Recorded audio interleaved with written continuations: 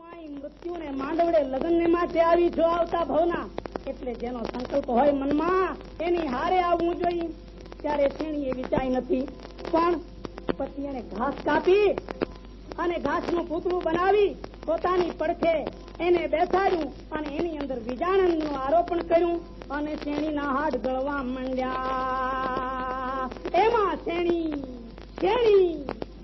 એવા અવાજ ઉઠવા માંડ્યા. આઘે આઘે પહાડની ખંડરાવું ઘેકવા માંડી. શેણી થોડીક વાર થંભી ગઈ પોતાની સમાધિમાંથી. અરે આંખોના વિજાણના અવાજ ત્યાં પાછો અવાજ સંભળાય નહીં, ઊંડો ઉતરી જાય છે. અરે ભાગ્યા જીવ તીસરા ફાડમાં. હવે ચૂપચાપ તું બેસી જા, વિજાણંદ હોય નહીં. ફરી વાર પાછી હાકલો થવા માંડે છે. શેણી થોડીક વાર થઈ ત્યાં શેણી અવાજ આવવા માંડ્યો. નજીક ને નજીક, બહુ નજીક આવી ગયો. પણ શેણીની આસપાસ ધુમ્મસના પડદા જામી ગયા છે. ઘેરા કોઈ દેખાતું નથી. પણ કોઈ માનવી આગે ઉભું હોય, પાસે આવતા ડરતું હોય એમ લાગ્યું. ઓળાયા જેવો માનવી લાગ્યો. શેણી તું ક્યાં છો? શેણી અવાજ ઓળખો વિજાણંદ કે શેણી હું આવી પહોંચો છું. તારા બાપને ઘેર 101 નવચંદ્રી બાંધીને આવી પહોંચો છું. અને શેણી હવે પાછી વળ. ત્યારે શેણી કહે છે કે હાડા હે માળે જે ગુડા લગીએ કોણ વિજાણંદ વળે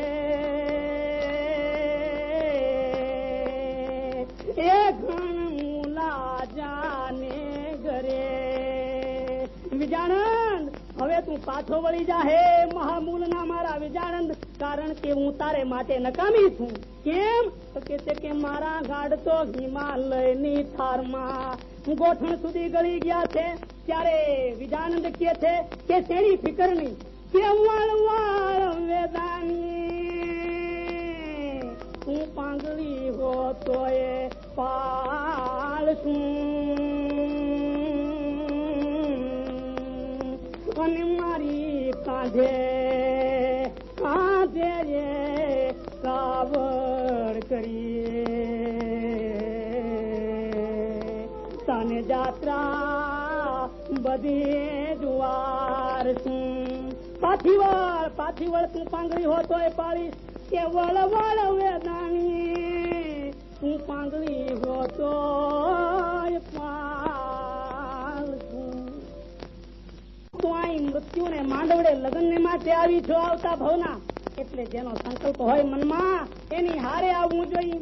ત્યારે શેણીએ વિચારી નથી પણ પતિને ઘાસ